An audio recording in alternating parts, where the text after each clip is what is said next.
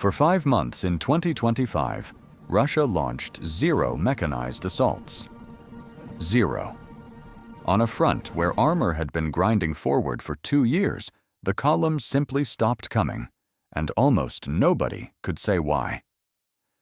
The analysts watching the maps had an explanation ready, and it was wrong.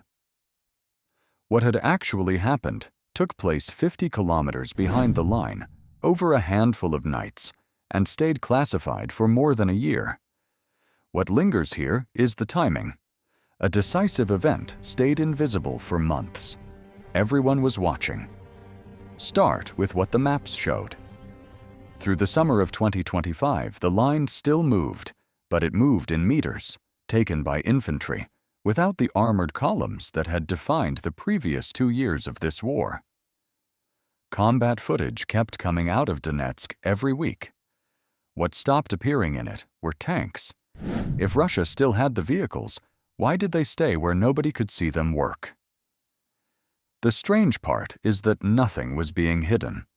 The absence sat on every public map and in every daily assessment, for anyone who cared to look. I find that harder to explain than any secret would be. Ukraine's defense ministry later put a boundary around it. Speaking at the Brave One Advantage event in Kyiv on the 30th of June 2026, the defense minister said the mechanized assault Russia had planned for May was only carried out in October. 5 months. The war ran on. The gap covered the whole stretch, so the count for those 5 months was 0, on a front where armor had been the engine of every attack since 2022. An absence that complete has a cause. Either somebody chose it, or something removed the choice. At the time, almost everyone reading the front said chose. Nobody invented that conclusion out of thin air.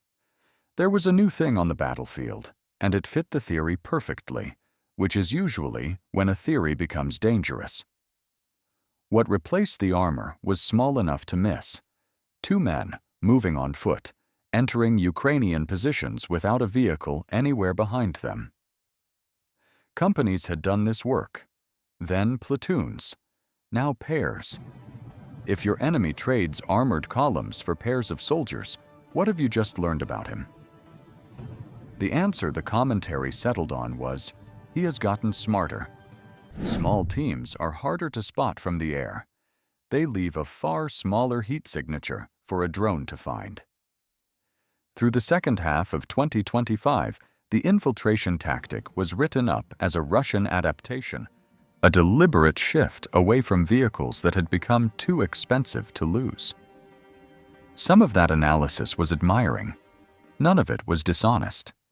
Every person making that argument was looking at the same battlefield everyone else was, and reading it with everything that was publicly available.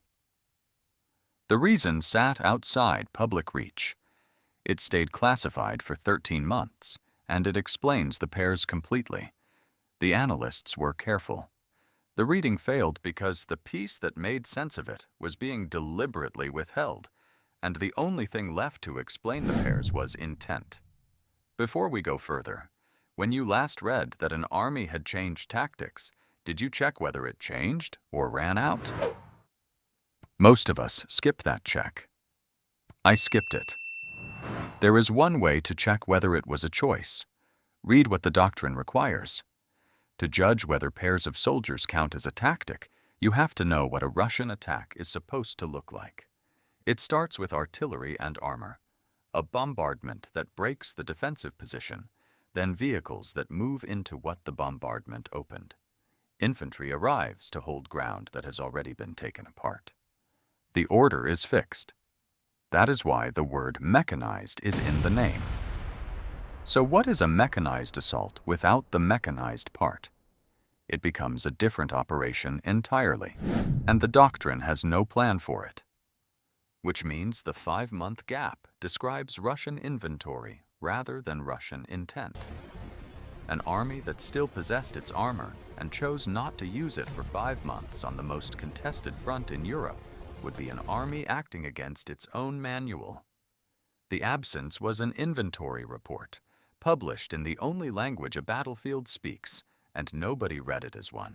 That report had an address, a specific distance from the line, out in the open, one that every commander on both sides could have named.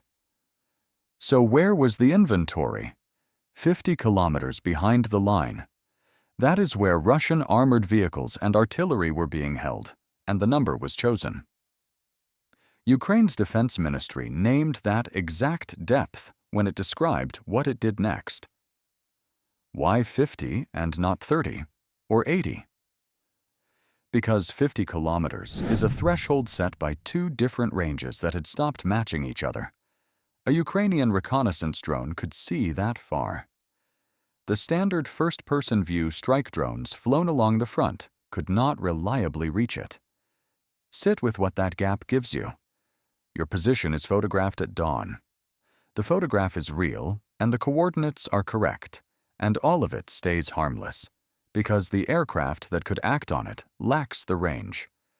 By the time something arrives, you have moved. That is what 50 kilometers bought, not concealment, but hours. Detection and engagement were separate events, and the interval between them was the margin an entire army group was living inside. I think that interval is the most underrated quantity in this war. Nobody films it, and everything depends on it. Margins like that hold until someone closes them. This one closed in May 2025. Blame a new machine, and you will have the story backwards. And that matters, because the tidy explanation has a name and a launch date. It just has the wrong date. It goes like this. The technology arrived. Ukraine fielded a system called Delta, a platform that pulls drone footage, reconnaissance, and unit reports into one continuously updated picture, and once you have that, striking deep becomes possible. It is the version most accounts of this operation settle on. So, was that the thing that changed? It cannot have been. Delta was developed by the Ukrainian Defense Ministry's Center of Innovations, which NATO's Allied Command Transformation says has been working on it since 2016, and the prototype was tested in 2017 in cooperation with NATO. It became operational in August 2022, 3 years before any of this. What happened in 2025 was different. Ukraine's Cabinet of Ministers announced that Delta had been introduced at all levels of the defense forces. That is a rollout, not an arrival, and the two get confused constantly. By May 2025, Delta was infrastructure, which forces a harder question. If the tool had been sitting there for 3 years, why did the Russian rear stay survivable until the summer of 2025? Because a map of where the enemy is only becomes a weapon when you refuse to act on it. Delta could hold a confirmed position indefinitely. What that made possible was seeing and then waiting. A list, built target by target, while every one of those targets went on believing it had escaped notice. The novelty was never the software. It was the discipline of not using it. And then, in May 2025, the waiting stopped. How the list was used is the whole operation. 2 units ran it, Lazar's group and Nemesis, both drone formations. The aircraft were the other half of the answer. The ministry's account calls them specially developed bomber drones, built for that depth. According to the defense minister who later described it, they put thousands of multicopters into the air across a depth of 50 kilometers over several nights. These were delivery runs. Thousands of aircraft flew to addresses that were already written down. What does striking everything at once buy you? It removes the warning. On any normal night, the first position hit is also the first phone call. The unit 40 kilometers away hears what happened, disperses, moves under cover, and by dawn, the map you spent weeks building is worthless. Every strike you make degrades the value of every strike still pending. Simultaneity deletes that. There is no first position. There is no second. The call that would have saved the next unit has nowhere to arrive in time, and 100 separate decisions to move are all made too late, independently, in the same hour. What strikes me about that is how little of it is about firepower. The weapon here is the schedule. The number that came out of those nights is where this stops being clean. You might expect Russia to dispute the number. Russia has said almost nothing about it. The trouble sits closer to home. Here is the number, and here is the problem with it. The Defense Ministry's own account of the first phase, as published by the Ukrainian defense outlet Militarny, says more than 800 pieces of equipment destroyed. Reporting on the same announcement put the target struck at 949.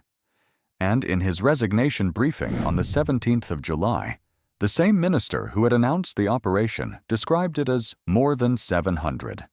700, 800, 949. Which one is it? There is no way to know from outside, and the honest position is to say so.